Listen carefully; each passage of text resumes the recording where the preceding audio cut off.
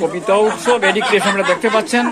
আমাদের শুভ নবমীর জাপি সাজানোর একটা রীতি বা পরম্পরা রয়েছে।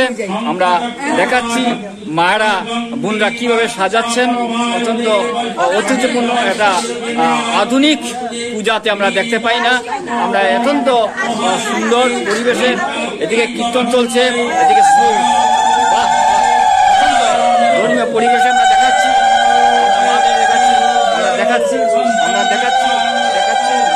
আপনাদের অত্যন্ত সুন্দর পরিবেশ আমরা দেখাচ্ছি।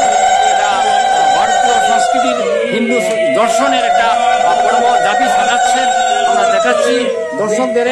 অত্যন্ত সুন্দর পরিবেশে মারা সাজাচ্ছেন। ঈশ্বর আমাদের সহায় মা অন্নপূর্ণা মা দুর্গা আমাদের আশীর্বাদ করে যাবেন। জাপি সাজাচ্ছেন অত্যন্ত সুন্দরভাবে আমরা দেখাচ্ছি। মঙ্গলধ্বনি হচ্ছেন আমরা দেখাচ্ছি মাদের অত্যন্ত সুন্দর পরিবেশে জাপি সাজাচ্ছেন, মায়েরা সাজাচ্ছেন। হ্যাঁ, এত সুন্দর পরিবেশ। দুর্গা 10 হাতে আমাদের বড় করে দিয়ে যাবেন। দুর্গতি নাসিন দুর্গা আমাদের সহায় হবেন। এই ভাবনায়, এই কল্পনায় হিন্দু দর্শনে এই জাপির প্রচলন ছিল। এখন আধুনিক যারা পুজো করেন এই রীতি এখন নেই, কিন্তু এটা আমাদের পরম্পরার রীতি, ভারতীয় সংস্কৃতি, হিন্দু দর্শনের রীতি। এটা প্রথাগত, যেটা বাণিজ্যিক আমরা তাই না, কিন্তু গৃহস্থ বাড়িতে এটা আমরা দেখতে পাই। আমরা দেখতে থাকবো।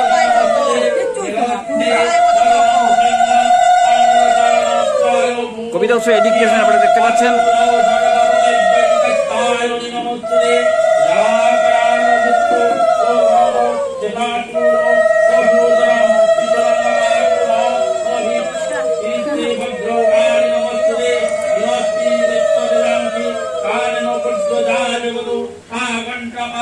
হিন্দু দর্শন এটা একটা বিশেষ পরম্পরা। এটা অন্য পুজোতে আপনারা দেখতে পাবেন না। এই ধরনের গৃহস্থ বাড়ির পূজাতে আমরা দেখতে পাই।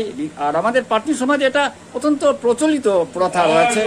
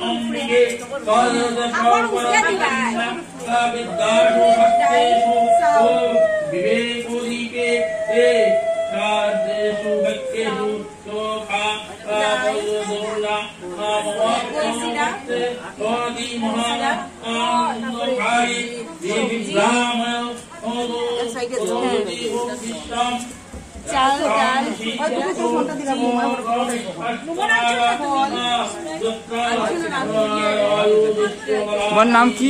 বিশ্বদোষ দাস। কার ছেলে? ও আচ্ছা আচ্ছা। কোথা দেখা তুমি?